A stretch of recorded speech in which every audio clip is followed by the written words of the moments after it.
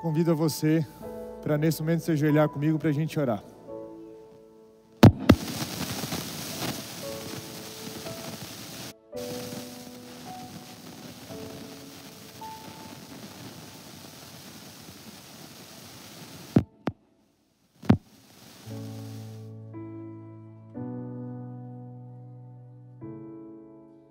Querido Deus, muito obrigado, Senhor, por esse dia. Muito obrigado pela bênção da vida.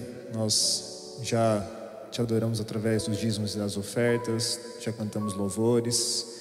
Estamos aqui com o coração ansioso para que o Senhor volte logo. E a gente pede a tua ajuda para que a gente não se esqueça que o reino precisa ser a nossa prioridade, Pai, por favor. O Senhor não tarda a voltar, a gente precisa estar preparado. A gente está aqui nessa manhã para conversar sobre isso. E a gente pede a tua presença aqui conosco. Nós oramos em nome de Jesus, agradecidos. Amém.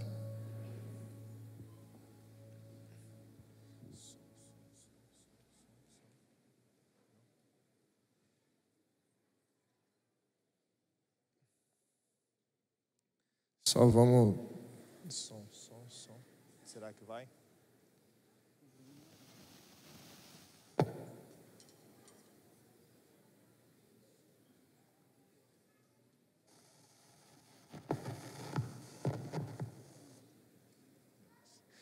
Ao vivo acontece, né? Só vou tirar aqui para não ficar...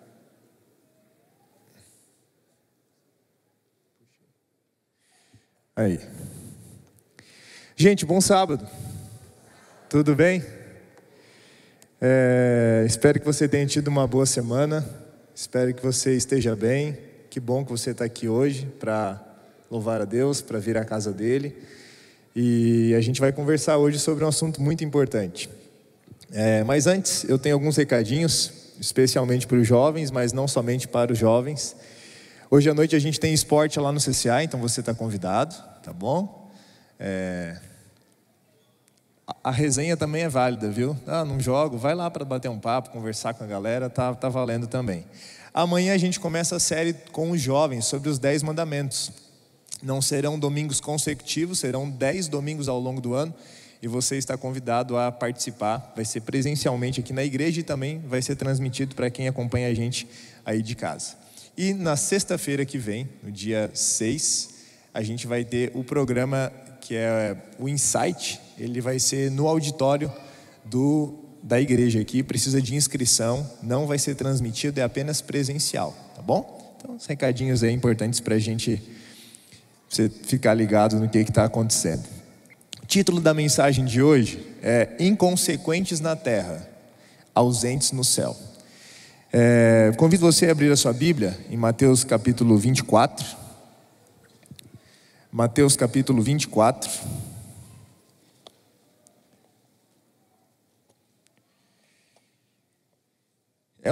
É um capítulo bem conhecido da Bíblia, né? Jesus ali conversando com os discípulos, sentado lá no Monte das Oliveiras. Os discípulos perguntam para Jesus, após passarem pelo templo: mas Jesus, que templo bonito, né? E Jesus fala assim: isso aí não vai ficar pedra sobre pedra. E os discípulos agora assustados, dizem assim: mas quando é que vai acontecer isso, né? Quando é que a gente não vai precisar mais de templo? E Jesus agora começa a dar algumas dicas, alguns sinais, algumas orientações sobre o tempo do fim, sobre quando aconteceriam essas coisas. No verso 3 a gente vê que começa essa conversa e a gente vai ler um pedaço dessa conversa, parte dessa conversa, e eu convido você a ir até o verso 36. Então Mateus capítulo 24 e o verso 36. Todo mundo achou aí? Tudo tranquilo? Vamos lá então? Diz assim: mas a respeito daquele dia e hora ninguém sabe, nem os anjos no céu, nem o Filho, senão o Pai. Pois assim como foi nos dias de Noé, assim será também a vinda do Filho do Homem. Pois assim como nos dias anteriores do dilúvio, comiam, bebiam, casavam e davam-se em casamento, até o dia em que Noé entrou na arca, e não o perceberam, até que veio o dilúvio e levou a todos. Quem foi Noé? É o que a gente vai estudar hoje, né? Parece a historinha das classes infantis hoje, né? Lembra da musiquinha? Pam, pam, pam. Noé. Lembra? Só eu que lembro? Tem mais gente que lembra aí, né? Mas a gente cantou tanto isso, eu cantava isso quase sempre quando era criança, né? Mas parece que a gente deixa essa musiquinha deixar de ser realidade na nossa vida. Quem foi Noé, né? E como as pessoas da época do dilúvio viviam? Vai ser a nossa conversa hoje. Então, quem foi Noé e quem foram as pessoas que viviam na mesma época com Noé? O nome Noé significa descanso. E quando ele nasceu, você pode achar isso lá em Gênesis, no capítulo 5, o verso 29, o pai dele disse: esse nos trará consolo, esse nos consolará. Olha que mensagem bonita ao nascer, né? Ele é o 10º depois de Adão, a 10ª geração depois de Adão. Ele é bisneto de Enoque, aquele que andou com Deus, e a gente vai ver isso um pouquinho mais para frente. Noé é citado em 9 livros da Bíblia e aproximadamente 50 citações. Então ele aparece bastante vezes, né? E a história principal dele está relatada no livro de Gênesis. Agora eu vou pedir para você ir para Gênesis comigo. Vamos para Gênesis? Gênesis no capítulo 6. Gênesis capítulo 6. E agora a gente vai entender um pouquinho sobre a história de Noé. Quem era Noé e quem era o povo da época de Noé, ou como se comportavam as pessoas da época de Noé. Noé então tem capítulo 6, 7, 8 e 9 e 10 que falam sobre a história de Noé, mas a gente vai se concentrar aí no capítulo 6. Vou mencionando os versos, vocês vão acompanhando e a gente vai comentando e a gente vai seguir a nossa conversa, tá bom? Os filhos de Deus viram, verso 2 do capítulo 6, os filhos de Deus viram que as filhas dos homens eram bonitas e tomaram para si mulheres, aquelas que entre todas lhes agradavam, mais lhes agradavam. Quando os filhos de Deus começaram a se misturar com as pessoas que não eram os crentes, né, o jugo desigual, começaram a fazer de tudo que precisava ser feito com as pessoas que não eram da mesma crença deles, eles começaram a se tornar corruptos e pelo casamento com eles, eles perderam o caráter santo que eles tinham. Então já começa um alerta pesado assim para a gente, principalmente para os jovens, né, que estão aí na fase de relacionamento, de casamento, de noivado, enfim, é uma decisão muito importante e a decisão que você vai tomar vai influenciar drasticamente, pesadamente o teu futuro. Vai influenciar muito o teu futuro, para o bem ou para o mal, para coisa boa ou para coisa ruim. Não era errado casar, Deus que deu o casamento, o problema não era casar, o problema era casar errado. Deus tinha dado instruções sérias a respeito do casamento, mas o casamento foi pervertido e feito para a satisfação do prazer, né? Só o que eu gosto, só o que eu quero. Eles tinham uma pluralidade de esposas, então Deus tinha dado uma esposa para Adão, e agora eles casavam com várias mulheres. Achava bonito, casava mais uma, achou de uma outra bonita, casa de novo, iam acumulando mulheres, e isso aos olhos de Deus não estava certo. Quanto mais os homens multiplicavam as esposas para si mesmos, mais aumentavam em maldade e infelicidade. Foi o esforço estudado de Satanás, Ellen White falando, perverter a instituição matrimonial, enfraquecer suas obrigações e diminuir a sua santidade. Pesado, né? Tudo isso através de um casamento mal feito, uma pessoa mal escolhida ou um jeito errado de ser escolhido. Na época de Noé, os relacionamentos eles eram então, a maioria das pessoas tinham um jugo desigual, não casavam com as pessoas que acreditavam no mesmo Deus, né? Ou que eram crentes, se envolveram com os descrentes. Eram relacionamentos de poligamia. O sexo era descomprometido e como eles quisessem, como eles desejavam, podia fazer, não tinha regra. Como eu gosto, como eu penso, como eu quero, eu vou lá e faço, eu vou lá e dou o meu jeito. Deus não era levado a sério, muito menos as instruções de Deus para o casamento. E as satisfações das paixões carnais. Lembra de um cara que falou assim: mas pai, é dessa que eu gosto? Sansão, lembra? Mas Sansão, não tem mulher aqui na igreja? Tem, mas eu gosto da lá de fora. Eu não quero essa daqui, eu quero outra. E isso também aconteceu na época de Noé.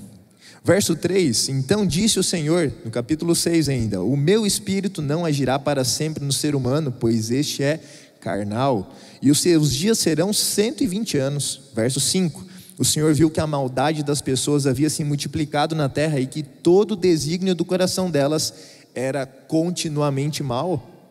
Verso 12, Deus olhou para a terra e eis que estava corrompida e cheia de violência, porque todos os seres vivos haviam corrompido o seu caminho na terra. Estava indo de mal a pior.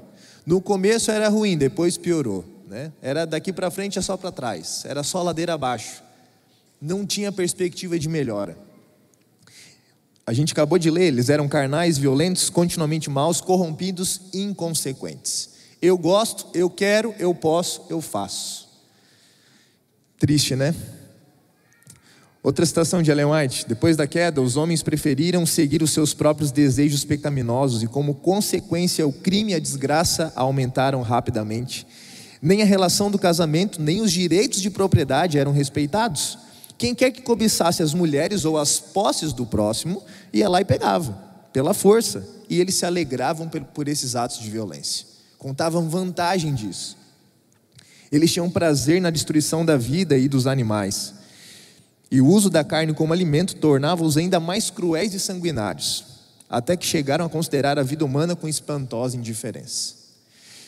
Gente, eu lembro o dia que eu pedi carne para minha mãe, né? A gente morava no sítio, e aí ela falou assim: beleza, você quer carne, você e seu irmão querem carne, a gente queria comer frango, né?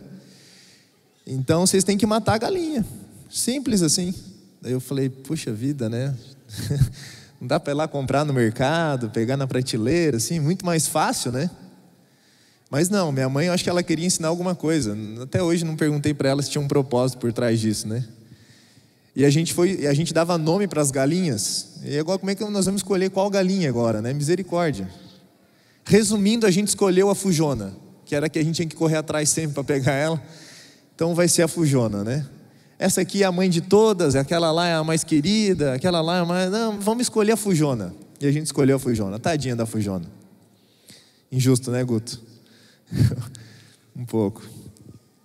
E a gente pegou a galinha, pendurou ela de cabeça para baixo, numa árvore lá, a gente pegou uma faca, e a gente nunca tinha feito um negócio desse. Pegou uma faca de serra, misericórdia. Vocês estão entendendo? Talvez alguém já tenha feito isso aqui, né? Não cortava, gente, não cortava. Resumindo, a gente fez o que tinha que ter sido feito, né? Para conseguir o nosso alimento. Quem disse que a gente conseguia comer agora? Gente, vamos ser sinceros, se a gente parar para pensar no processo de como as coisas são feitas, não estou falando só da carne, muita coisa, a gente não come mais fora, a gente só vai comer em casa.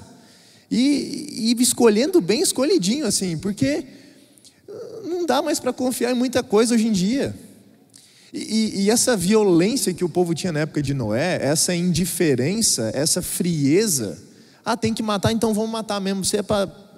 Gente, parece que hoje fica muito mais fácil também. A gente chega no mercado, a gente não sabe o nome do bichinho que estava lá, mas no meu caso eu sabia o nome, foi difícil. Eu esqueci daquele frango, a gente não comeu, teve que limpar, depenar, dá trabalho esse negócio.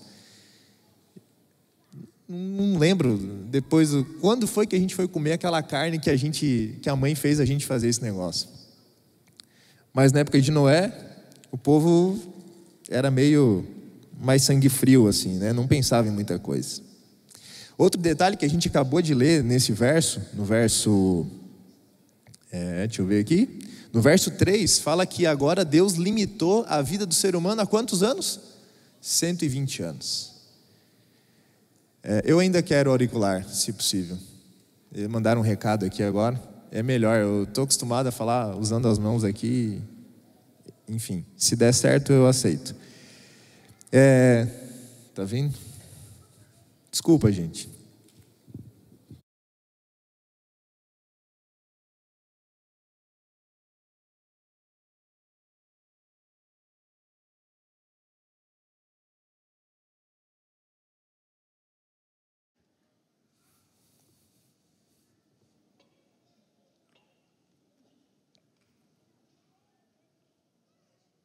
Foi?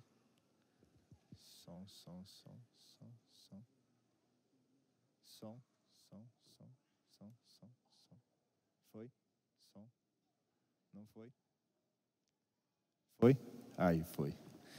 Isso tudo é nos bastidores que acontecem, né? Hoje vocês estão presenciando ao vivo como é que a gente se prepara ali atrás. 120 anos. Não sei se vocês acompanharam, semana passada morreu a senhora que tinha o recorde de mais idade no mundo. É uma Kani, não sei se eu estou lendo certo, Kani Tanaka, morreu com 120 anos. Ela completou 120 anos no início do ano e agora, semana passada, ela morreu. E tem duas brasileiras aí, uma alagoana e outra maranhense, que estão disputando aí para pegar o posto de mulher mais velha, né, de mulher mais idosa, ou que tem mais idade. Mais velha não fica legal, né? Mulher que tem mais idade, né? E ela tinha esse recorde. Gente, Deus limitou, falou assim, não dá mais, basta, não tem mais jeito, não tem conserto esse povo, tem que acabar com esse negócio. E aí, a gente está nesse mundo aí agora, onde a nossa vida agora é limitada a poucos anos de vida. Quem vive 100, quem vive 80 ainda vive bastante, ainda vive muito. Você que é jovem, eu que sou jovem, né, estou com 32 anos, eu não penso muito no final da vida às vezes. A gente é muito imediatista, está tudo dando tão certo, está tudo indo tão bem, para que eu vou pensar lá no final? Para que eu vou pensar como vai ser o final se eu estou aproveitando bem agora? Mas a gente deveria pensar mais nisso, porque a gente não sabe quando vai ser o nosso último dia. A gente não sabe quando vai acabar a nossa gasolina, né? A gente não sabe disso. Verso 6, a gente continua. Então o Senhor ficou triste. No capítulo 6, a gente ainda está no capítulo 6 de Gênesis. Então o Senhor ficou triste por haver feito o ser humano. E isso lhe pesou o coração. Verso 7, farei desaparecer da face da terra o ser humano que criei. Destruirei não apenas as pessoas, mas também os animais, os seres que rastejam e as aves dos céus, porque estou triste por havê-los criado. Talvez na tua versão, falei que Deus se arrependeu. Alguém tem essa versão da Bíblia aí? No verso falou, Deus se arrependeu. Essa é a mesma palavra de arrependimento. Essa palavra, na realidade, que está aí para arrependimento, ela quer dizer tristeza. Ela é o oposto de alegria. Deus ficou decepcionado. Poxa vida, eu queria tanto que desse certo. Eu queria tanto que esses meus filhos acertassem, mas eles escolheram errado. Não sei se você, pai, já foi decepcionado por uma escolha ruim de seu filho. Ou você, que hoje é pai, mas um dia foi filho, decepcionou seus pais também. Sabe esse sentimento assim de você ter feito errado ou de saber que podia ter feito melhor? O povo lá da época de Noé não tinha esse sentimento. O arrependimento divino não implica que Deus estivesse agora mudando de ideia. Mudei de ideia, não foi boa a minha ideia. Não, a minha ideia foi boa. Só que eles não reagiram bem à minha ideia. Eles não entenderam a minha ideia, eles não entenderam o meu propósito. Triste a gente ver isso acontecendo, né? Olha, eu não sei se você percebeu, mas a gente leu aí no verso 6, aí a gente está lendo agora sobre a destruição, né? No verso 7. E a destruição que Deus agora fala que vai acontecer, ela reversa aos dias da criação. Vocês perceberam isso? Lembra qual foi o que veio primeiro na criação? Olhando os animais, né? Foram as aves, depois os répteis, os animais domésticos, depois o ser humano, certo? Lembra da sequência da criação? Agora, quando a gente está vendo que Deus vai destruir, quando Deus fala assim, vou destruir, quem que aparece primeiro? O homem. Os últimos serão os primeiros. E esse verso aqui prova isso, né? Os últimos agora são os primeiros. Já que vocês eram para ser a cereja do bolo da criação, era para vocês estarem gabaritando, era para vocês estarem acertando, mas vocês não estão fazendo isso do jeito certo. Vou começar com vocês. Vou começar vocês que têm consciência, vocês que sabem o que é certo e o que é errado, vocês que sabem a minha história, vocês que já ouviram falar de mim. Vou começar com vocês. Então a gente vê a destruição começa pelas pessoas, depois pelos animais, depois pelos répteis e por último as aves. Verso 8 agora. Porém Noé encontrou favor aos olhos do Senhor. Amém por isso, né, gente? A história estava indo para um final caótico, horrível, tudo dando errado, mas teve uma pessoa que encontrou favor aos olhos de Deus. Teve uma pessoa que diz assim, rapaz, eu vou fazer o que é certo. Eu quero acertar, eu quero ir do jeito certo. Noé era um homem justo, verso 9, íntegro e entre os seus contemporâneos. Noé andava com Deus. Gente, que bonito isso. Lembra que ele era bisneto de Enoque? A gente vê uma família aqui que decidiu fazer o que era certo. Que alegria para Enoque ver o filhão, o bisneto dele, né? A alegria dele. Poxa vida, o meu bisneto no caminho de Deus. Tem alguém aqui que é bisneto? Que tem bisneto, perdão? Tem alguém aqui que tem bisneto? Levanta a mão bem alto, porque Isso, estou vendo alguns aí. Parabéns. Meu avô, toda vez que eu ligo para ele dá uma cobrada. E aí, e os bisnetos? E os bisnetos? Falei, vô, calma aí. Estamos indo, vô, estamos indo, vai dar tudo certo. Verso 13, então Deus disse a Noé, resolvi acabar com todos os seres humanos, porque a terra está cheia de violência por causa deles, e eis que destruirei juntamente com a terra. Faça uma arca de tábuas de cipreste, nela você fará compartimentos e a revestirá com betume por dentro e por fora. Foi o que Noé fez, conforme o que Deus lhe havia ordenado, assim ele fez. É fácil fazer o que Deus pede, gente? É fácil fazer o que Deus manda? É fácil? Não é. Ah, pastor, mas não é, né? 10º depois de Adão, o cara devia ter uma sabedoria melhor, o cara tinha menos propensão para o pecado, o cara estava mais perto de Adão, viu as coisas mais de perto. Ele não chegou a conhecer Adão, mas conheceu alguém que conheceu Adão. Sabe aquele negócio de que eu não conheço, mas eu conheço alguém que conhece. Esse cara era Noé. Mas o que mais me chama a atenção nesse relato aqui é que Noé encontrou favor diante de Deus. E essa expressão é usada para dizer assim, Deus amava Noé. Deus amava Noé. E isso era recíproco. O Favarão falou um pouquinho sobre isso aqui agora há pouco. Deus amava Noé e Noé amava Deus. Estava tudo certo.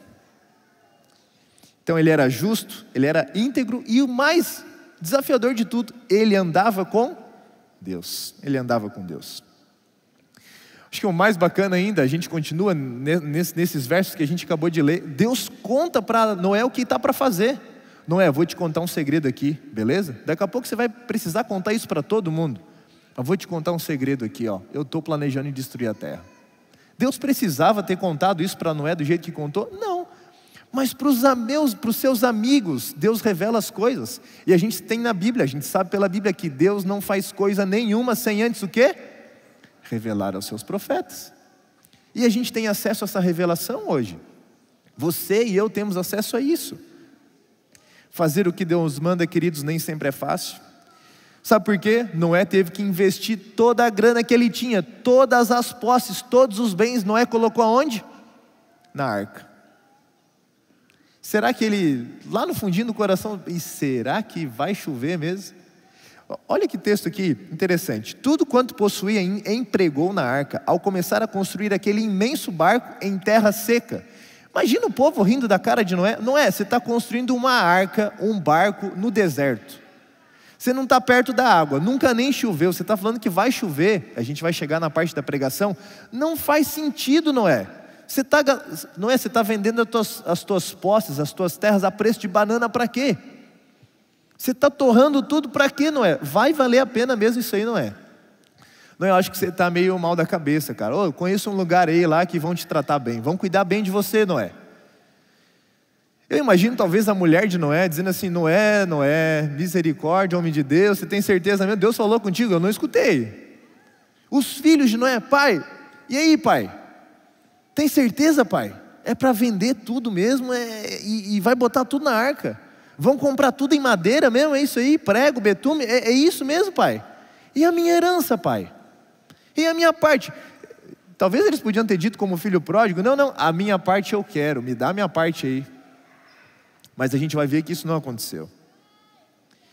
As pessoas vinham de todos os lados e multidões para ver a estranha cena e ouvir as palavras sinceras e fervorosas daquele louco Noé. Daquele louco Noé. Cada batida desferida na arca era um testemunho para o povo. Gostando deles ou não, era um testemunho. A ligação que Noé tinha com Deus tornava Noé forte. Porque, Noé tinha que confiar em alguma coisa. Não ia ser uma ilusão na cabeça dele que ele ia se apegar e ia dar tudo. Não, vamos lá que vai dar tudo certo, vai chover. Ai, meu Pai do céu. E durante 120 anos, aparece 120 anos de novo.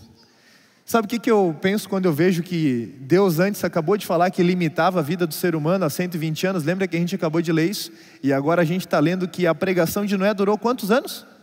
120 anos. O que isso quer dizer? Alguém que nasceu no ano que Noé começou a pregar, teve chance até morrer. Ninguém diz assim, eu não sabia, eu não tive chance, não me contaram, eu não ouvi falar de Noé. Gente, Noé estava em todos os noticiários, Noé estava no Twitter, estava no Instagram, Noé estava no TikTok, o povo estava rindo da cara de Noé, e o povo fazendo piada da cara de Noé. O povo estava zoando da cara de Noé. Não era motivo de piada nos aniversários, nos casamentos, no final do culto da igreja. Você viu Noé? Enlouqueceu, rapaz. Não viu não? Aí, pior, botou a mulher e os filhos nessa roubada. Misericórdia.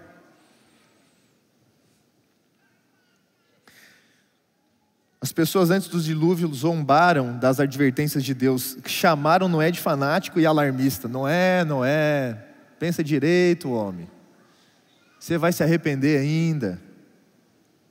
Homens grandes e eruditos declararam que tal dilúvio de águas, como ele predisse, nunca havia sido conhecido e que isso nunca ia acontecer. Chamaram cientistas no mundo inteiro, veio o pessoal da NASA, veio o pessoal do quanto é lado. Noé, desiste, Noé, não vai chover. Isso não é possível, Noé. E Noé lá, firme e forte. A fé e as obras de Noé estavam unidas e a construção da arca continuou mesmo em meio à zombaria. Mesmo em meio à zombaria de velhos e de jovens. Noé falou, quer saber? Eu sei o que Deus falou, estou seguro disso, que se dane a zombaria. Eu estou seguro do que eu estou fazendo. Eu talvez estou falando para algum jovem, para algum irmão aqui que talvez está passando por alguma dificuldade, você que está aqui na igreja, você que está acompanhando a gente de casa, ou sei lá onde é que você está. É fácil a gente continuar fazendo o que Deus pediu para a gente fazer, mesmo quando todo mundo está zombando a gente? Vamos pensar nisso, gente, não é fácil. A vontade de desistir é fácil, a vergonha é grande, você evita as pessoas, mas não tinha como fugir, Noé tinha uma missão, eu tinha que construir a arca. Se fosse Noé, ia dar uns migué assim, pô senhor, hoje eu acho que eu não vou, né? Entregar um atestado lá, né? Hoje eu não vou comparecer à construção. Mas Noé tinha uma missão, ele tinha que acabar, Deus deu uma missão para ele, não tinha como dar migué, não tinha como dar uns perdidos, não, Noé tinha uma missão a fazer, e ele tinha que cumprir essa missão, mesmo que as pessoas que estavam ao redor dele, zoassem dele e zombassem dele. Ele deu ao mundo o exemplo de crer exatamente naquilo que Deus diz. A palavra do Senhor falou que vai chover, nunca choveu, mas Deus falou que vai chover e eu acredito que vai chover. Eu não sei por que a gente insiste em não acreditar em Deus. Eu não sei por que a gente insiste em fazer do nosso jeito, em fazer da nossa vontade. E aceita correr os nossos próprios riscos, quando Deus fala assim, não vai dar certo. A Bíblia fala, Provérbios, há caminhos que para o homem parece tudo lindo, maravilhoso, mas no final são caminhos de morte. E a gente insiste em dizer assim, não, eu vou aqui porque vai dar certo. Eu ouvi dizer que vai dar certo. A gente ouve os outros dizerem, mas a gente não escuta o que Deus diz. A gente prefere arriscar confiar na previsão das outras pessoas, daqueles até que nem são crentes, que nem acreditam em Deus, ao invés de acreditar na palavra de Deus. Muitos a princípio pareceram receber o aviso, rapaz, eu acho que Noé está falando sério, eu acho que isso é verdade. Mas eles não se voltaram para Deus com verdadeiro arrependimento. Eles estavam mais com medo da consequência do que de fato arrependidos de estar pelo erro deles. E eles, vencidos pela incredulidade, finalmente se uniram aos antigos companheiros de zombaria. Enquanto Noé proclamava sua mensagem de advertência, alguns ouviram e trabalharam com ele na construção da arca, mas eles não resistiram. Gente, isso aqui para mim é muito sério. Teve gente que trabalhou 120 anos com Noé construindo a arca e o cara não entrou na arca. É possível isso, pastor? Aconteceu. O cara trabalhou a vida inteira com Noé, conheceu Noé, cresceu com Noé, amigo de infância de Noé, trabalhou com Noé, vou te ajudar, vou carregar, vou pregar, vou fazer o que tem que ser feito aqui, mas eu acho que eu não vou entrar não. Noé, Deus te abençoe aí, boa viagem, cara. A gente se vê daqui uns dias aí, porque eu acho que não vai chover não. Sabe o que isso quer dizer para mim? Que tem gente que está aqui dentro da igreja, ou que é cristão, mas o cara não vai ser salvo. Por quê? Porque o que ele faz não faz sentido para ele só está fazendo porque tem que ser feito. Está todo mundo indo, eu vou para cá também. É sábado, tem que ir na igreja, né? Tem que fazer isso, então vamos. Gente, não é a melhor opção. Tem gente que está trabalhando para Deus hoje, que está construindo a arca, está ajudando a fazer as coisas para Deus, mas que lá no fundo, uma religião sem sentido, não teve uma experiência com Jesus ainda. E a pessoa vai aguentar? Vai aguentar continuar ao lado de Deus se não teve uma experiência real com Cristo? Não vai. E a gente está vendo a sacudidura. Culto pela internet, o cara já começa a ficar meio acomodadão em casa, entendeu? O cara já está mais de boa. Tem gente que não tem mesmo o que fazer. Estou conversando essa semana com uma irmã da igreja que passou por uma operação. Pastor, sábado vou estar lá na cama do hospital, mas vou estar assistindo a igreja, tá no culto. Queria estar na igreja, mas vou estar assistindo. Tem circunstâncias e circunstâncias. Queridos, a gente pode estar trabalhando aqui dentro da igreja, a gente pode estar pregando, a gente pode estar fazendo tudo certo, mas a gente pode não ser salvo. A gente pode não estar preparado, a gente não pode ter perdido, a gente perdeu a noção do que de fato quer dizer ter um relacionamento com Jesus. Ai, misericórdia. Alguns estavam profundamente convencidos e teriam acatado as palavras de advertência, mas tinham tanta gente para zombar. O que o fulano vai dizer se eu tomar a decisão ao lado de Jesus? O que vão dizer se me ver lá conversando com Noé? O que vão dizer? O que vão dizer se ver eu entrando na arca? O povo vai zoar de mim. Vão postar, mandar para meus amigos lá. Eu indo na igreja no sábado de manhã, eu vou escondidinho. Eu vou no horário que ninguém vê, eu assisto depois. Eu quero fazer de conta que eu não sou cristão. Porque daí eu não vou sofrer retaliação, não vou ser perseguido, não vão rir de mim. Não vão dizer que eu sou louco. É o que muita gente faz hoje em dia, infelizmente. Todo mundo teve tempo de abandonar o pecado, todo mundo teve oportunidade, mas a maioria não aproveitou. À medida que eles se habituavam com o pecado, que o pecado era normal para eles, parou de ser grave. E olha o que eles diziam. Capaz que Deus vai punir esse pecado aí, mas Deus ama tanto a gente, né? Capaz que Deus vai fazer isso aí, não é possível. O Deus que eu conheço vai trazer justiça e juízo? Não. É um Deus de amor, um Deus de misericórdia. Isso não vai acontecer, não é possível. Isso também nem é tão errado assim. Era o jeito que eles pensavam. Se eles tivessem acreditado na advertência de Deus e se arrependido, Deus teria feito o mesmo que fez com Nínive. Deus teria feito o mesmo que fez com Nínive.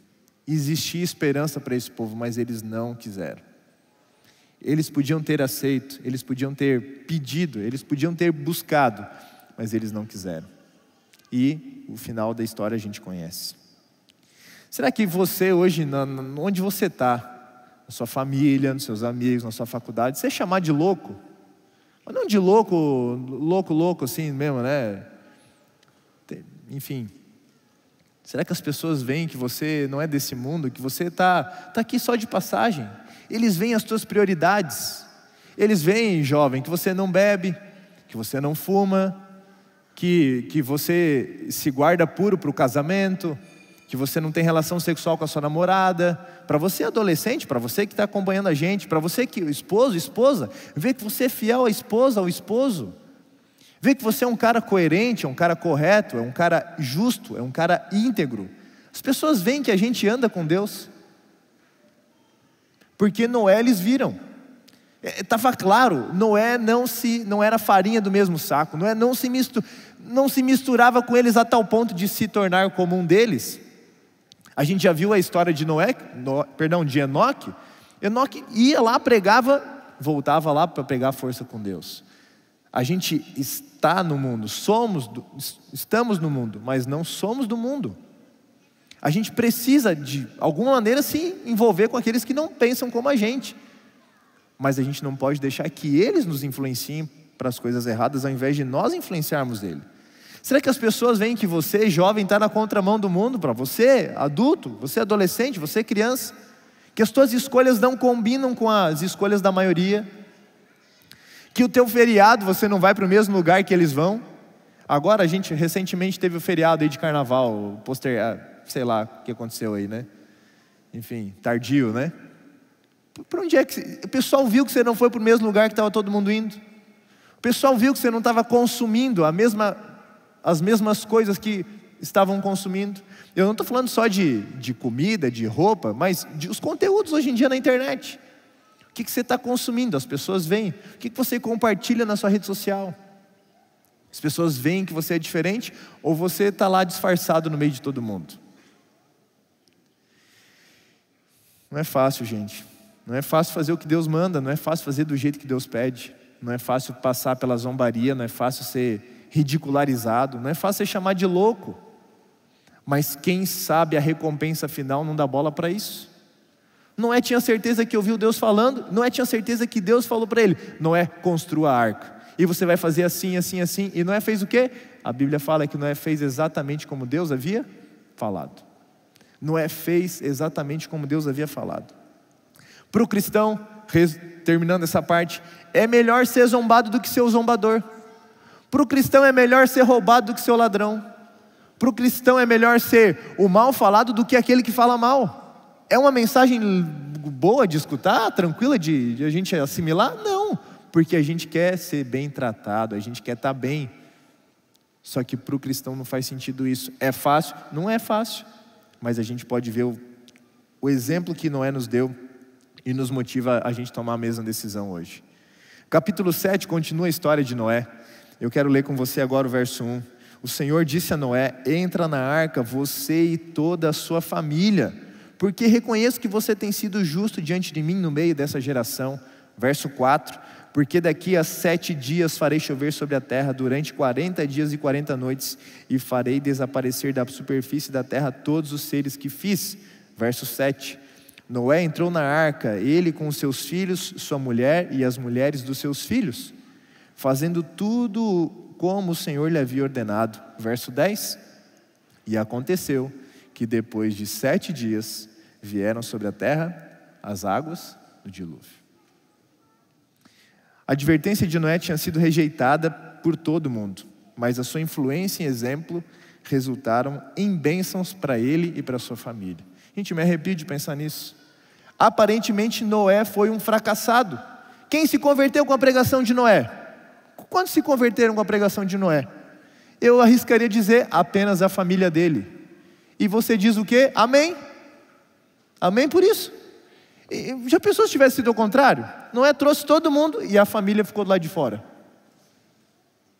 Acho que a gente não estaria nem falando da história dele agora.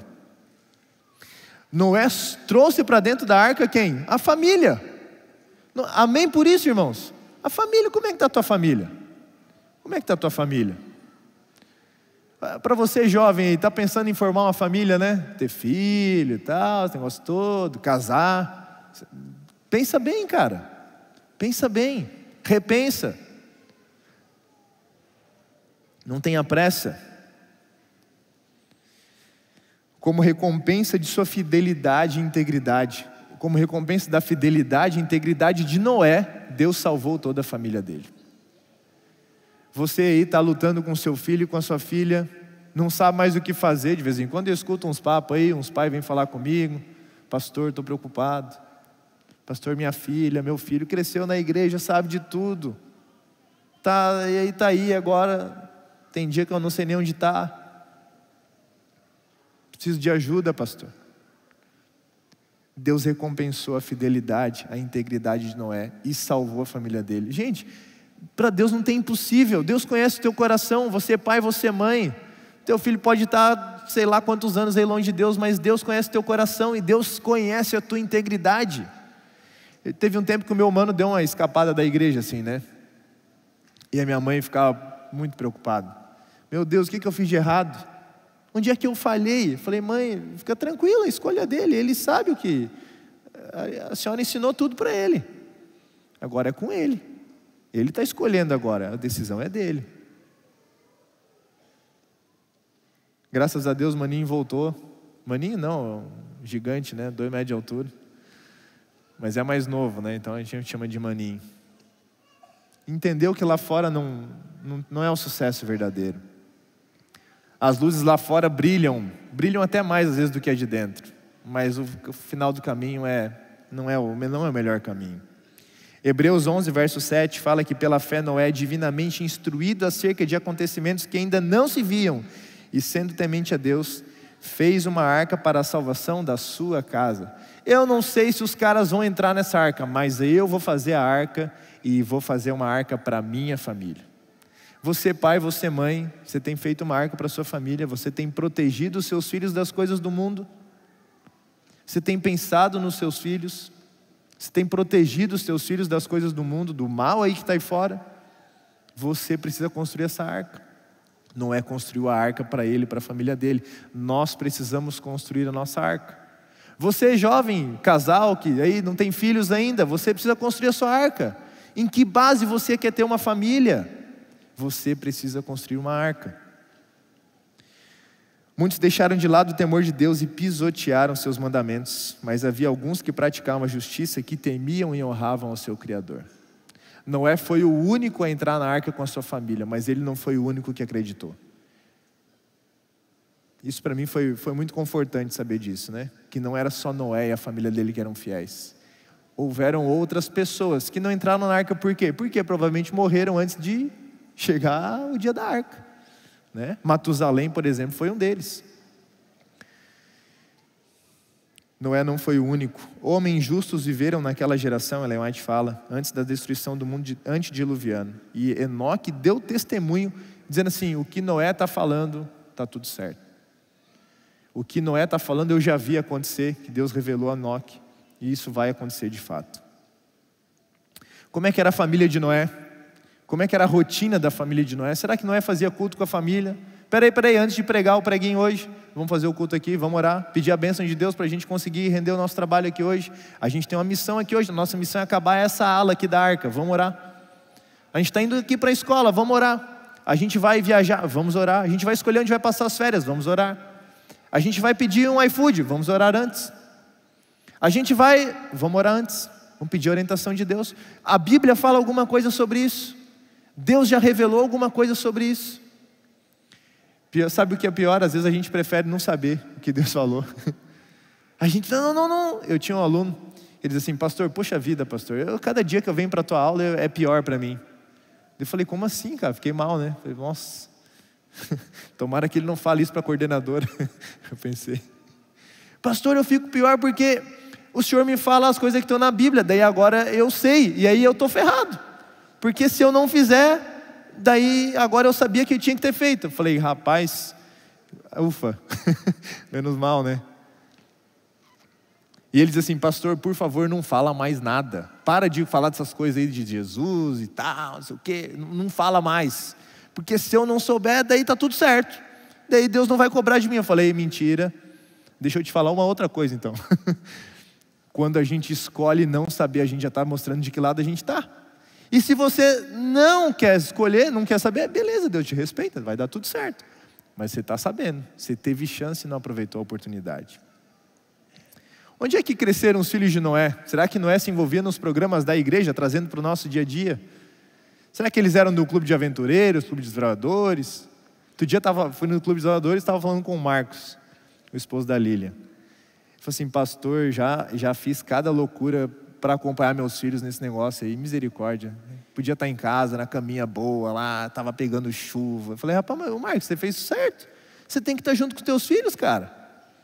É, pastor, é verdade. Eu fiz isso aí mesmo. E eu fiz porque eu sabia que tinha que fazer. Tinha que cuidar da minha família, tinha que proteger dos meus filhos. O que será que eles tiveram que abrir mão? Imagina Noé chegando, já falei isso. Família, reunião de família aqui, negócio seguinte, vamos cortar o orçamento aqui, porque nós vamos construir a arca. Mas pai, como assim? Gente do céu. Quando Noé entrou na arca, eles ficaram 7 dias. Deus fechou a arca, eles ficaram 7 dias sem ter nada. Sem ver um pingo de chuva.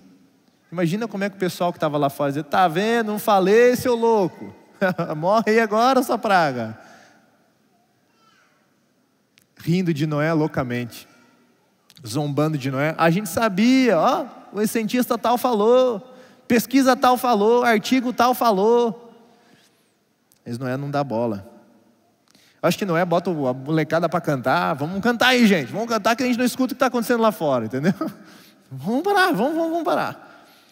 Conversando com um amigo meu aí, um jovem, um Mateuzinho, canetinha grossa. Falou assim: ô pastor, será que Deus botou os animais para dormir? Eu falei: rapaz, eu duvido. Porque que eu não ia ficar louco, cara. Imagina, os 3 filhos, as 3 noras, a mulher e o cara dentro da arca lá, quantos dias? Eles tinham que ter o que fazer, cara. Cuidar dos bichos, dar trato nos bichos, tirar o cocô dos bichos, dar comida para os bichos, tirar o cocô dos bichos. Passaram o dilúvio inteiro fazendo isso. cuidando do que era para a humanidade ter cuidado, até que eles estragaram tudo. Gente, que desafio. Eles seguiram a vida depois de Noé ter entrado na arca como se nada tivesse acontecendo. Nenhuma das admoestações, das advertências de Noé fez efeito. E eles, cara, segue a vida, Noé estava errado, bora. Vamos comprar, vamos vender, vamos isso, vamos aquilo. A vida continua igual. E aí a gente sabe que a volta de Jesus virá de maneira semelhante. Jesus falou, a gente já leu sobre isso. Sobre uma geração insuspeita que está realizando suas atividades ordinárias. Estou na minha rotina, está tudo normal. Gente, a gente tem que parar de pensar, e isso é muito sério. A gente tem que parar de pensar que precisa acontecer isso, aquilo outro, daí eu vou acordar, vou virar cristão de verdade, vou virar crente e vou tomar jeito na vida. Gente, Jesus vai voltar e vai ter gente que não vai se dar conta de que Jesus está voltando. A porta da graça vai estar fechada e tem gente que vai estar achando que ainda pode. Não, quando eu quiser, eu dou um jeito. Quando eu quiser, eu aceito. Mentira, não vai. A porta da graça vai estar fechada e vai ter gente que vai estar seguindo a vida normal. Vai estar tudo lindo, formoso, maravilhoso. O cara não perdeu o emprego, o cara não foi perseguido, o cara está com a família, está tudo certo. Está tudo certo. Está tudo certo. Mas ao mesmo tempo está tudo errado. A rotina está funcionando tudo lindo. O cara está estudando, comprando passagem para viajar, vai casar, é formatura, não sei o que, é filho, papapá, é trocar de carro, comprar casa, é isso.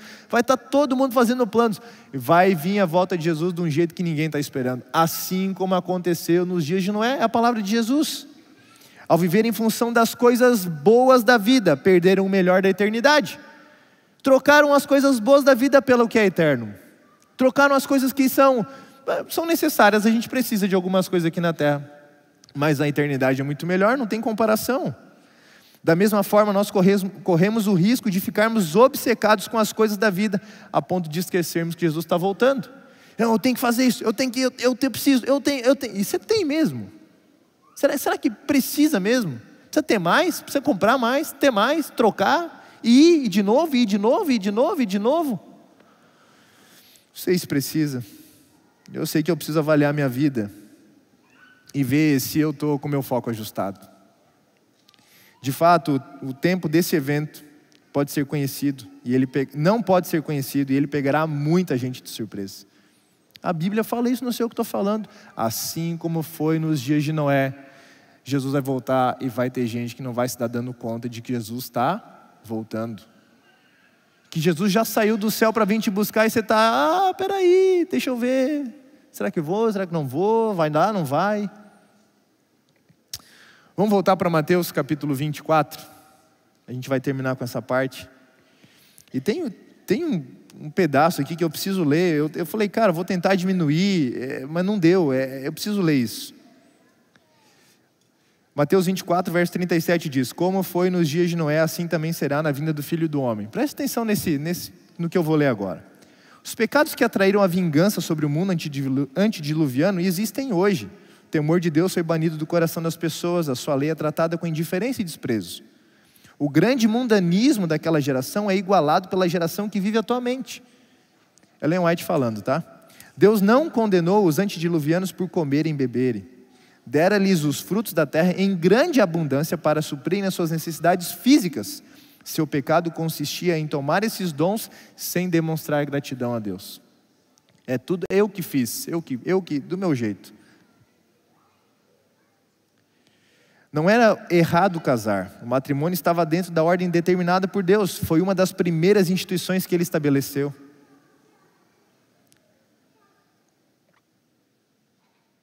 Mas mesmo assim eles insistiam em fazer do jeito deles. Não é pecado suprir as necessidades da vida. Isso é um dever nosso. Mas quando comer, beber e vestir se tornam objetos supremos da nossa vida. A gente trabalha para comer, trabalha para vestir, a gente trabalha para isso, tem alguma coisa errada. A gente tem alguma coisa errada. Os homens estão vivendo os prazeres dos sentidos para esse mundo e unicamente para esta vida. Extravagância, luxo, ostentação, acúmulo de riquezas, perversão da justiça, opressão aos pobres. Seres humanos ainda hoje são comprados e são vendidos. Ainda tem gente hoje, tem mercado escravo ainda hoje. E a gente esquece disso. pela ganância de alguns. Atrocidades se tornam tão comuns. Gente, parece que a frase parece que foi escrita hoje. Atrocidades se tornam tão comuns que dificilmente provocam comentário e causam surpresa. É normal. Morreu 10 hoje. Mas ontem foi 20. Ontem foi 200, hoje é só 10. Com a pandemia a gente trouxe isso para mais perto da gente. A gente começou a ver quem é que morria, era gente próxima a nós. Eu conhecia. Não era um número, não era um CPF. Era um amigo, era um familiar. Foi um colega de trabalho. Na igreja os pecados tornaram-se moda. Triste isso, gente. Eles são encobertos e desculpados. Mas eu fiz isso porque fulano faz também. Mas eu fiz isso porque isso aí não se fala mais nisso. Os justos e os ímpios ainda estarão vivendo na terra em seu estado mortal. Eles estarão plantando e construindo, comendo e bebendo.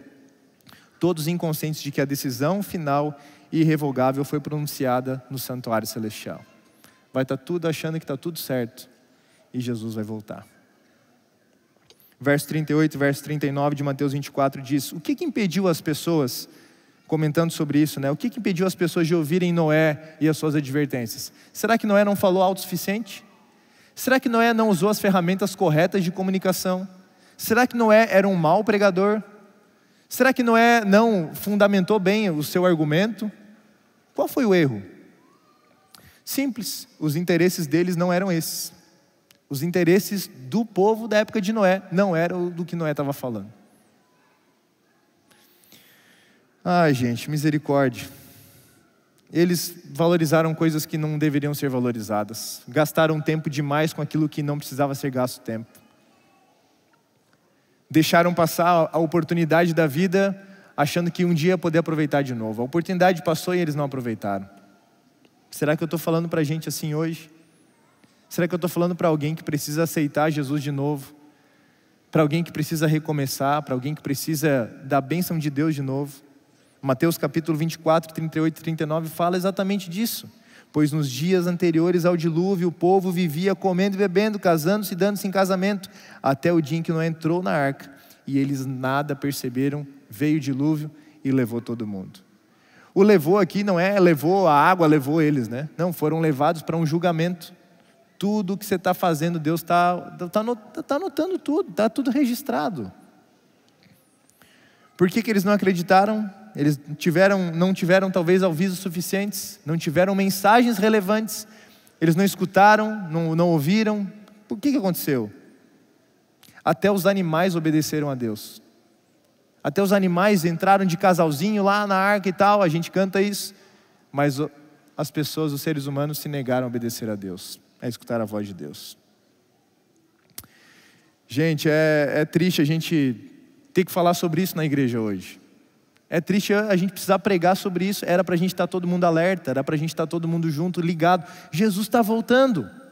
Era para a gente estar sabendo disso, era para a gente estar cantando sobre isso, era para a gente estar pregando, compartilhando com aqueles que ainda não conhecem. Mas a gente está tão de boa, está tão na nossa, a gente está achando que está tudo certo, que a gente não precisa se esforçar tanto. A gente precisa trabalhar diligentemente. A gente tem que lembrar que Jesus está voltando, a gente tem que lembrar que tem gente que não conhece Jesus ainda, que não ouviu falar de Jesus ainda. A gente tem que buscar diariamente a palavra de Deus. Não é uma opção, hoje eu estou afim. A gente precisa buscar diariamente a palavra de Deus. Mas a gente não deve negligenciar os deveres presentes. Gente. A gente precisa considerar atentamente os nossos hábitos, as nossas práticas. A gente tem que ver se Deus está sendo honrado em todas as áreas e as nossas atitudes. O que eu como, o que eu visto, o que eu bebo, onde eu vou. Os meus amigos, o meu trabalho, a minha profissão. Para você que talvez está escolhendo uma profissão. Senhor, o que o Senhor quer que eu faça? Você deveria perguntar isso a Deus. Lucas capítulo 21, verso 34 até o verso 36, traz uma importante alerta para a gente. Tenham cuidado para que os seus corações não fiquem carregados de libertinagem, bebedeira e ansiedade da vida, e aquele dia venha sobre vocês inesperadamente. Verso 35, porque ele virá sobre todos os que vivem na face da terra. Estejam sempre atentos e orem para que vocês possam escapar de tudo o que está para acontecer e estar em pé diante de Deus. Fiquem alertas, queridos. Por favor, fiquem alertas. Vocês jovens, por favor, cara. Para de desperdiçar a vida. Para de desperdiçar o tempo, os recursos, com coisas que não vão levar a lugar nenhum. Aparentemente pode ser bacana. Aparentemente pode ser da hora. Eu não vou dizer que é ruim porque tem um monte de gente fazendo. Não é ruim. É bom ter um monte de gente fazendo. Mas é o melhor. É o que vai te dar a vida eterna. É o que vai te levar para mais perto de Deus. A gente quer sempre perguntar o que é o errado. Até onde eu posso ir e não vai ser errado? Mas a pergunta é, até onde eu posso ir e ainda agradar a Deus? Até onde eu posso ir e chamar Jesus para ir junto? Essa deveria ser a nossa pergunta. As pessoas nos últimos dias seriam cegas para as realidades eternas. Está aí, está mais na cara que o nariz, muita gente não enxerga. Jesus está pertinho de voltar e a gente está se distraindo, gastando tempo com coisa que a gente sabe que não vai dar futuro. A gente precisa vigiar para que a gente não seja pego de surpresa. 2 Timóteo ainda, indo para o final, capítulo 3, verso 1 a verso 5, fala um retrato da sociedade dos nossos dias. Parece que está falando, Timóteo escreveu isso há quanto tempo atrás, mas está falando da gente. Saiba disso, nos últimos dias sobrevirão tempos terríveis. Os homens serão egoístas, avarentos, presunçosos, arrogantes, blasfemos, desobedientes aos pais, ingratos, ímpios, sem amor pela família, irreconciliáveis, caluniadores, sem domínio próprio, cruéis, inimigos do bem, traidores, precipitados, soberbos, mais amantes dos prazeres do que amigos de Deus. Tendo aparência de piedade, mas negando seu poder. Está todo mundo na igreja bonitinho, está todo mundo lindo aqui hoje. Não estou querendo julgar ninguém. Pastor está olhando para mim por quê? Eu tenho que olhar para alguém. Não se entrega. Está todo mundo lindo, banho tomado, barbinha feita, os caras pegando meu pé, passei na tesouraria ali hoje, o Malton disse, pô pastor, hein, tomou banho, hein? Cortei o cabelo, né, deu uma ajeitadinha na barba, é sábado, né? Mas o que está lá dentro, gente? Aparentemente a gente pode estar lindo, maravilhoso, e a pessoa que está do teu lado talvez está dizendo, nossa, irmão fervoroso aqui, o cara deu um amém poderoso aqui do meu lado agora há pouco. Ai, gente, quando os que dizem ser povo de Deus passarem a se unir com o mundo, vivendo como vivem os do mundo, e com eles aproveitando os prazeres proibidos, quando a ostentação do mundo se tornar a ostentação na igreja, quando os sinos do casamento estiverem tocando, e todos os olhares para o futuro esperando muitos anos de prosperidade, vai dar tudo certo, estou fazendo boas escolhas, está indo tudo de vento em popa. Subitamente, como no céu brilha o relâmpago, virá o fim das suas ilusões e falsas esperanças. Vai chegar o final. Tua carreira você não vai trabalhar a vida inteira, cara. Você vai para o céu um dia. Teu carro você não vai levar para o céu. Sua casa você não vai levar para o céu. Aí tem gente que está falando, pô pastor, coisa boa, estou gostando desse negócio aí, né? Negócio que não precisa mais trabalhar, ficar de boa, tranquilo, né? Não quer dizer isso. Não quer dizer isso. Assim como os habitantes do mundo antediluviano não sabiam o tempo que viviam, os habitantes do mundo de hoje não sabem porque escolheram não saber. Não sabem porque escolheram não saber. Paulo falando para essa galera que achava que não precisava trabalhar, Paulo falou assim, na realidade vocês estão enganados, meus queridos. Vocês precisam trabalhar. Não dá para você ficar do jeito que você está aí não, viu? Jesus vai voltar, não vou trabalhar. Mentira, aquele que trabalha não come. Foi o que Paulo falou, não sei o que estou falando. A igreja vai cuidar. Vai cuidar, mas você tem que fazer a sua parte. Deus não vai fazer por você o que você tem que fazer por você mesmo. Eu vou pedir ajuda. Sim, mas primeiro faça a sua parte. Seja você a resposta da sua oração. Eu quero ajuda. Mas o que você está fazendo? O que você está sendo a resposta da sua oração? Que ninguém se sinta seguro de ser surpreendido. Seguro de, eu não vou ser surpreendido. Pode deixar que quando eu achar que é a hora eu vou dar um jeito. Pode deixar que eu sei o que eu estou fazendo. Não cometa erros aqui, jovens, onde os interesses eternos estão envolvidos. Não vale a pena, cara, arriscar, não vale a pena arriscar. A gente precisa se preparar para o encontro com Deus. Mas sabe qual que é o maior desafio? Sabe o que mais dói o meu coração? É que muitas vezes a gente está fazendo a amizade com o mundo. A gente não está saindo do mundo, a gente está se envolvendo com o mundo, a gente está sendo amigo do mundo. A gente está amando o mundo, Não era para fazer isso, mas a gente está amando o mundo. A gente está se conformando com o mundo. Fazer o quê, né? Poxa vida, é isso aí, né? A gente ama o mundo, a gente se conforma com o mundo, a gente faz amizade com o mundo. E quando isso acontece, infelizmente a gente também vai ser julgado com o mundo. Não tem outra escapatória. Você pode escolher ser jovem, você adulto, você que está acompanhando a gente pela internet, você que está aqui na igreja, você pode escolher. Só existirão 2 grupos, assim como houveram apenas 2 grupos na época de Noé. Aqueles que estão dentro da arca e aqueles que estão fora da arca. Eu não estou falando da igreja, não estou falando aqueles que estão na igreja batizados e aqueles que não estão na igreja. Não, vai ter 2 grupos de pessoas apenas. Aqueles que querem e topam fazer a vontade de Deus. Não importa o preço que vai ser pago, não importa. Eu quero fazer a vontade de Deus. E vai ter aqueles dizendo assim, cara, na real Deus não está falando tão sério assim não. Capaz que Deus vai destruir, Deus de amor, bonzão, do jeito que todo mundo fala que Ele é. Você acha que Ele vai destruir a gente? Não vai. Só existirão 2 categorias de pessoas no final do mundo. Só existe 2 categorias de pessoa hoje. Aqui dentro, aqui que está assistindo a gente, só existem 2 categorias de pessoas. Aqueles que aceitam Deus e aqueles que negam a Deus. Aqueles que obedecem a Deus e aqueles que obedecem a sua própria vontade. Não tem outra, gente, não tem outra opção. Tem alternativa C. Ou você está com Deus, ou você está sem Deus. Ou você escolhe Deus, ou você não escolhe Deus. Você é livre para fazer o que você quiser, mas você também é livre para colher os frutos da sua escolha. Deus está hoje te estendendo a mão. Deus hoje convida você mais uma vez. Meu filho, aceita. Meu filho, dá uma chance para mim. Eu quero ver você tendo sucesso. Eu não quero que o meu coração fique triste. Eu quero ver você acertando. Olhe os exemplos de Noé. Olhe o tempo de Noé. Olhe o que aconteceu, é o que está acontecendo. Você pode acertar onde eles erraram. Você pode ter sucesso onde eles fracassaram. É o que Deus fala para você hoje, para mim. A gente pode se apropriar disso hoje, queridos. Não precisa esperar. Hoje a gente precisa ter a certeza da nossa salvação.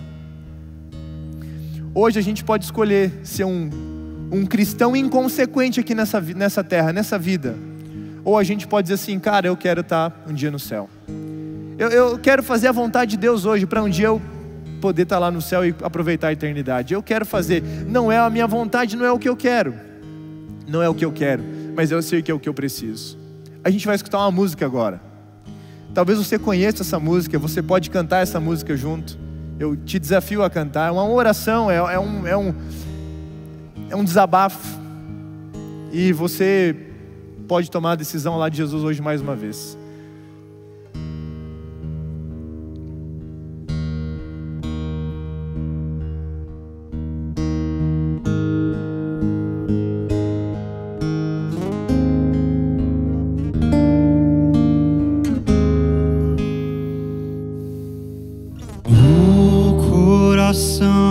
Não se turbe, crede sempre em Deus, crede em mim.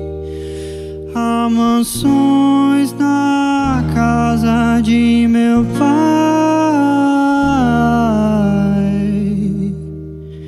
e vou preparar-vos um lugar. Jesus, vem logo, estai vós prontos. Jesus, vem logo, estai vós prontos. Se hoje à noite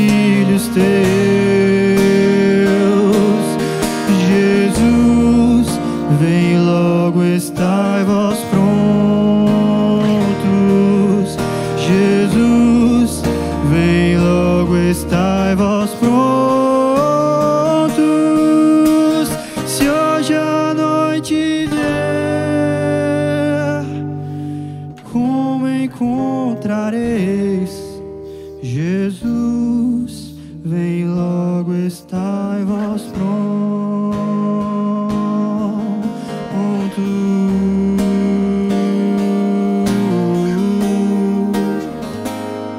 Vem Jesus,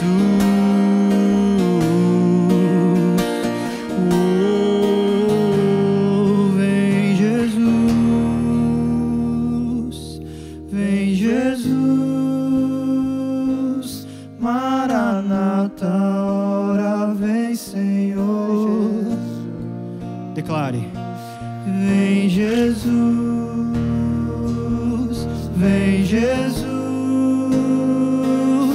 Maranata, ora vem Senhor Jesus, vem Jesus, e vem Jesus, vem Jesus, Maranata, ora vem Senhor, Senhor Jesus, vem Jesus, vem Jesus, Maranata, ora vem. Ele vem, Jesus.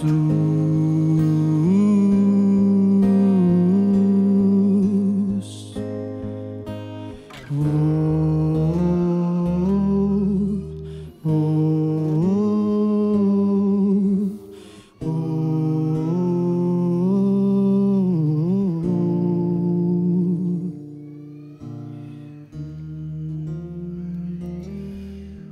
Quero orar contigo agora. Eu preciso estar pronto. Jesus vem logo, ponto, estáis vós prontos. Não é Jesus vai vir quando a gente estiver pronto. Não, Ele está vindo, ponto, estáis vós prontos. Eu preciso abandonar muita coisa, eu tenho que deixar de lado muita coisa que me afasta de Deus. Coisas até que são boas, mas não vão me levar para a eternidade, não vão me aproximar de Deus. Eu não posso continuar desse jeito. Você não pode continuar desse jeito. Quero orar contigo agora. E feche teu olho, curva a tua fronte para a gente falar com Deus. Querido Deus, a gente viu aqui hoje sobre a história de Noé. Uma dura advertência para a gente hoje, Pai. Correndo atrás de tanta coisa, tantas realizações que a gente tem. Pai, a gente quer que a Tua vontade se realize na nossa vida, mas muitas vezes a gente acaba fazendo exatamente o contrário disso. A gente não pede o Teu conselho para as nossas decisões, a gente faz as coisas do nosso jeito, a gente não se importa com a Tua vontade. Talvez a gente até ache que a Tua palavra não é mais tão relevante assim, não é mais tão importante assim, Pai. Mas a gente quer pedir a Tua presença aqui hoje, Pai. A gente quer ir para o céu, a gente não quer ir sozinho. A gente quer se preparar, a gente quer construir a nossa arca e junto com a nossa família estar preparados hoje para a Tua volta. Por favor, Pai, transforme e molda o nosso coração, nos ajude a sermos mais semelhantes ao Senhor. Nos ajude a termos uma dependência mais real de Ti, Pai, uma dependência de Ti, um relacionamento mais íntimo contigo. Que a gente não se importe com o que as outras pessoas vão dizer, se a gente está certo, está errado, se a gente está louco ou não, mas a gente quer fazer a Tua vontade. Ajude a gente a ter essa fibra, essa decisão, essa resolução dentro do nosso coração. Nos abençoe no restante desse sábado, nos acompanhe nas nossas atividades, abençoe a nossa semana. Esteja conosco, Pai, por favor, nos lembre da decisão que a gente tomou aqui. Nós oramos em nome de Jesus, amém. Feliz sábado, Deus abençoe. Um ótimo sábado para você e para sua família.